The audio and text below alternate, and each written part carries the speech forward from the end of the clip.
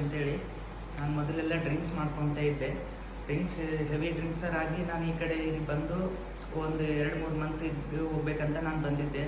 ನಾನು ಇಲ್ಲಿ ಊಟದಲ್ಲಿ ಇಲ್ಲಿ ಫ್ರೆಂಡ್ ಸರ್ಕಲಲ್ಲಿ ಎಲ್ಲ ನೋಡಿಕೊಂಡು ಏನಾಯ್ತು ಅಂದರೆ, ಇವಾಗ ನನಗೆ ಅದ್ರ ಬಗ್ಗೆ ಇಂಟ್ರೆಸ್ಟ್ ಇಲ್ಲ. ಒಂದೇ ತಿಂಗಳಲ್ಲಿ ಕವರ್ ಆಗಿ ಹೋಗೋಷ್ಟು ಕೆಪಾಸಿಟಿ ಕೂಡ ಇದೆ ಇಲ್ಲಿ.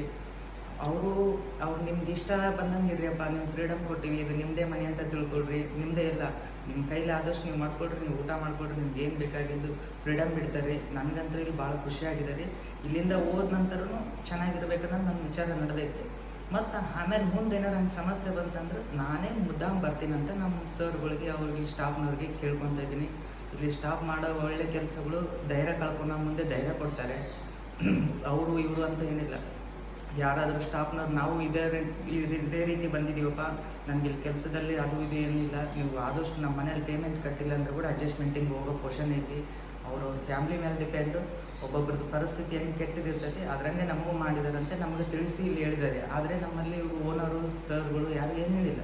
ನನ್ನ ಜೊತೆಗೆ ಯಾರಿದ್ರು ಅವರು ಈ ಮಾತುಗಳನ್ನು ಹೇಳಿದರು. ಒಳ್ಳೆ ಮನುಷ್ಯರು ಸರ್, ನಿಮ್ಮಲ್ಲಿ ಇವಾಗೇ ಕಟ್ಟಬೇಕನ್ನೋದಿಲ್ಲ, ನೀವು ಅಡ್ಜಸ್ಟ್ಮೆಂಟ್ ಮಾಡ್ಕೊಂಡು ಹೋಗ್ರಿ, ದುಡ್ಡಿನ ಪ್ರಶ್ನೆ ಬಂದಿಲ್ಲ, ಇಲ್ಲಿ ಭಾಳ ಚೆನ್ನಾಗಿದೆ ರೀ. ನಾನು 2 ಮಾತು ಮುಗಿಸ್ಕೊಡ್ತೀನಿ. ನನಗೆ ಹಂಗೆ ಇಂಪಾರ್ಟೆಂಟ್ ನಮ್ಮದೇನು ಮತ್ತೆ ಡ್ರಿಂಕ್ಸ್ ಮಾಡಬೇಕಂದ್ರೆ ನಾನು ಇಲ್ಲಿಗೆ ಬರಬೇಕನ್ನೋ ವಿಚಾರ ನಡೆದ್ರಿ.